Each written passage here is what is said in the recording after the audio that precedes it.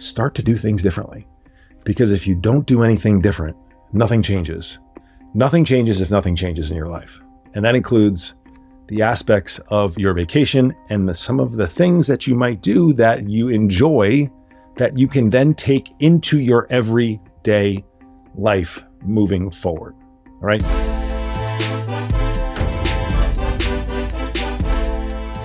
My name is Brian. I help executives inside corporate America get wealthy in their mind, their body, and their relationships. I am an expert at this because I did it myself. I sat in your seat for 2 decades inside of corporate America, and I am not special. If I can do it, so can you. Welcome back to the show. This is the Success Lift Podcast. I am your host, Brian Pannuzzo. I appreciate you being back with me. We are in the middle of August. It is the tail end of the summer. In fact, for some of you, I know summer is sort of over because your kids are back in school. My son starts high school this week. Holy moly. I feel like I'm still in high school and I have a high school aged kid. My daughter starts elementary school in like another week or so. I know the Northeast doesn't go back till after Labor Day. So for a lot of us, for all of us, summer is either over or about to be over. But this period of August tends to be when we check out the most for those of us who are still in summertime mode. And last week, I talked about separation season and I talked about the power of and I want to do this week what I normally do in August. I'm now probably on my 3rd or 4th iteration of this topic. It's become a tradition of mine. No, it's not dry January. I don't do dumb shit. And I can't think of any other traditions right now. Football on Thanksgiving. I don't know. Things are just popping up into my head. But I do a podcast. I talk to you a little bit about what we call in the Wall Street world, the 2-weeker.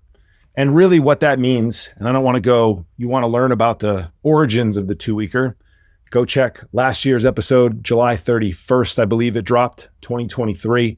I did another one in 2022, probably sometime in August. I might even have done one in 2021. This is a theme because it was a big theme in my life and it was a big moment for me to actually behave a different way. Now, what I will reiterate in this podcast for you, and I hope that you don't do the same thing, which is why I'm doing this episode again, is because that change in behavior was very temporary for me. And so I like to talk through my mentality and my mindset and my intention for you back in the day, 10 plus years ago, let you know what I learned and what I think you can apply to your life today. Maybe you're on vacation right now. Maybe your vacation is scheduled for another week or so from now, and you're wrapping it around Labor Day. Some people might just be getting off of their 2-weeker. Maybe your long summer vacation was in July. It doesn't matter. It doesn't matter. Get this information, take it in, think about how you can apply it to your life. And then the critical component, start to do things differently. Because if you don't do anything different, nothing changes. Nothing changes if nothing changes in your life. And that includes the aspects of your vacation and some of the things that you might do that you enjoy that you can then take into your everyday life moving forward. All right. So last week's episode, we talked about this being a month where most people just mail it in. They've already gotten what they've gotten for the summer. They've realized that it's not going to change in any material way. You're certainly not going to make a decision today to get into shape and look like a savage, to be in your best physical shape as Labor Day hits. It takes longer than that. It takes a whole lot longer than that. And so the tendency for a lot of people who have missed the window is to, of course, say, fuck it. Why not just enjoy the last 2 to 3 weeks of the summer? And while I will give you that there are aspects of that statement that I think are appropriate for a lot of people, I also know from personal experience that you can have incredible balance in your life and do both. And also, if you just got over yourself for a couple of minutes and just pushed yourself to a little bit of discomfort, you'd realize that this is an incredible time to actually jumpstart your life and jumpstart your fitness and jumpstart your journey to becoming the person that you say you want to. Because as soon as September hits, right after we get through that first kind of lazy day, a lazy week back from Labor Day on Monday, the second week technically of September, the first full week, maybe sometimes, I don't know, I'm not really sure how it falls this year. It's back on. Things pick up. We're almost in the fourth quarter, and it's bye-bye to the new you, because the old you comes right back, just like it does on February 1st when you pour your first drink after either a successful or unsuccessful dry January, and you end up in the same goddamn place as you are on December 31st, or right now, or whenever, insert period of time. This is what human beings do. And so I hope that you can take a slightly different approach this August, for the rest of August, and into September. And so the genesis of this topic was when I would take my mandatory 2-weeker. Again, something that we used to be mandated to do, be out of the office for 2 straight weeks. It dates all the way back. So I was told to the manual ticket writing back in the Wall Street days, where you would hand it off, do this. It was a very manual process, and it was a lot easier to figure out if you were cooking the books, doing anything wrong, mismanaging your risk, your portfolio, the money of the firm, the capital of the firm, customer money, if you weren't there for 2 straight weeks, so they could identify patterns of behavior. I think at this point now, it's just like a rite of passage. I don't really know if there's any reason from a regulatory standpoint why you have to take 10 consecutive business days off. If anybody knows, feel free to holler at me. I'll make it up anyway. I'm going to make it up anyway next year, so it doesn't really matter. And so what would happen during this forced 2-week break is that you couldn't actually communicate. You were supposed to stay away. Now, we would always attempt to communicate. We would always stay plugged in for the first few days. But after a while, you would start to exhale. You would start to realize that life goes on without you outside the office. And this isn't just a managing of financial risk thing. This is take any job, most likely. If you step away long enough, if there are protocols inside of the business that are there so that everyday life can happen without you being there, you realize within a couple of days how unnecessary you may actually be. And that is both a glorious thing and also a little bit of an ego check. You're not as important as you've told yourself. And when I say yourself, I mean me. I was not as important as I believed I was for as long as I did. And so when I was able to step away, I obviously had more time on my hands. I had a much clearer mind. I wasn't flooding myself with the stress and the frustration and the anxiety and the commutes and this and that. I was able to do some things that I truly enjoyed doing. I've talked in the past about, I used to get back to like my athlete roots. I enjoyed working out, even when I wasn't super fit.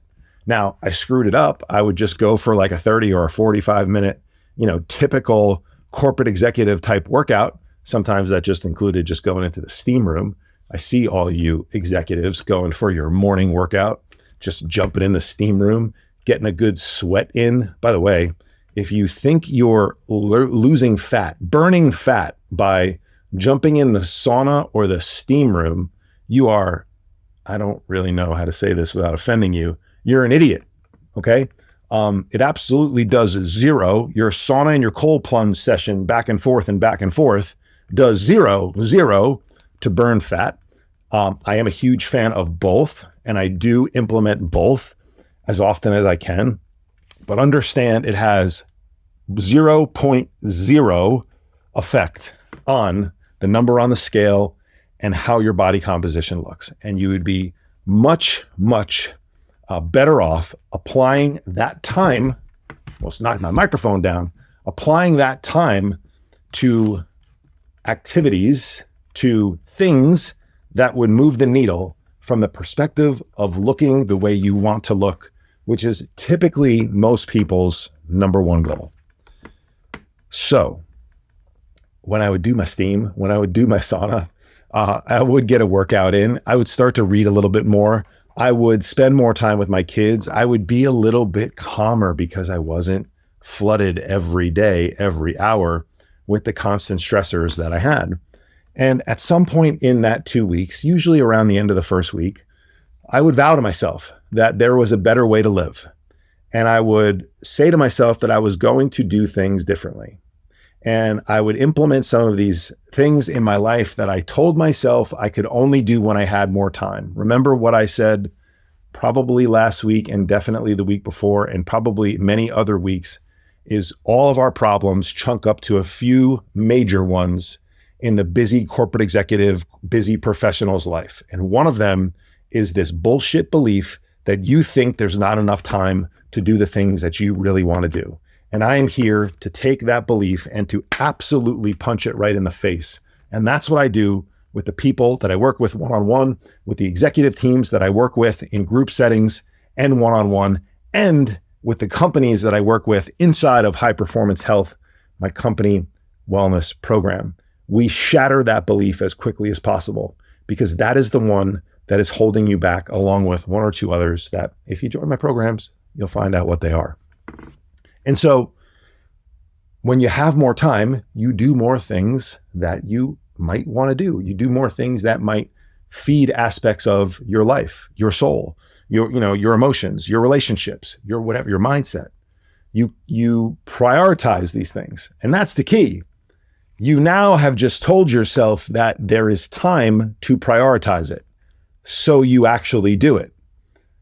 The roadblock during your everyday life is that you believe there isn't enough time, so you don't prioritize it. And that's simply cutting to the chase of the difference between the two.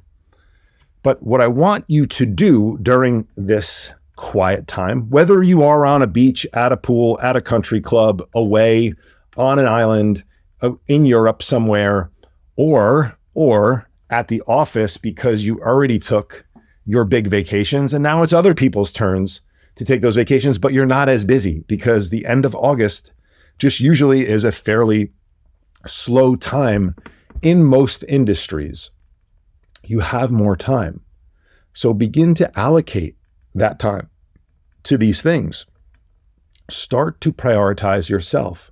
One of the first things that we do with busy executives is that we demand that they carve out time for themselves each week. Now, they may look different to different people.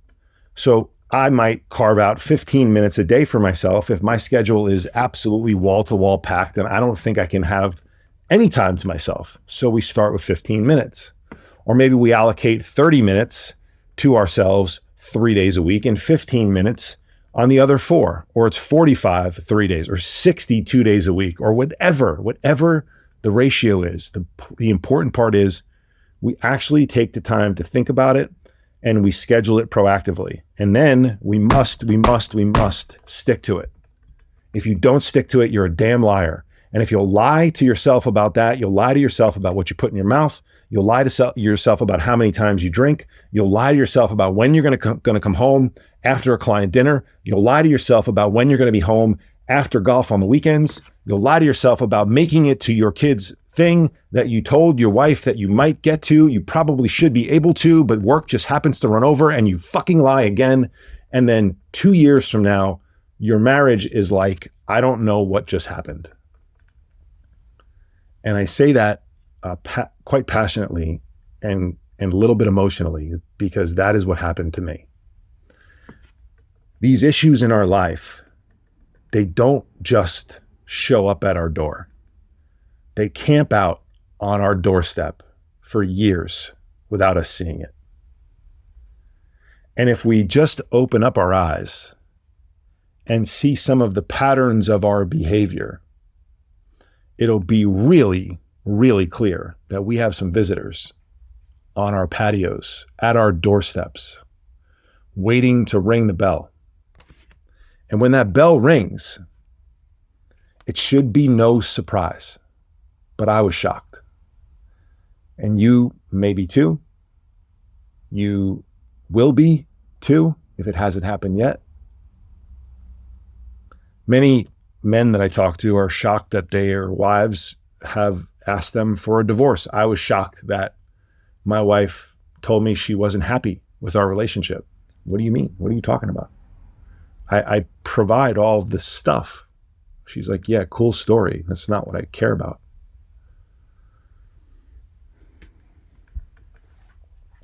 And so this 2 weeks, listen, I'm not drawing a direct correlation between what you do for the rest of the summer and whether or not your marriage is going to be successful, but everything in life is correlated and connected.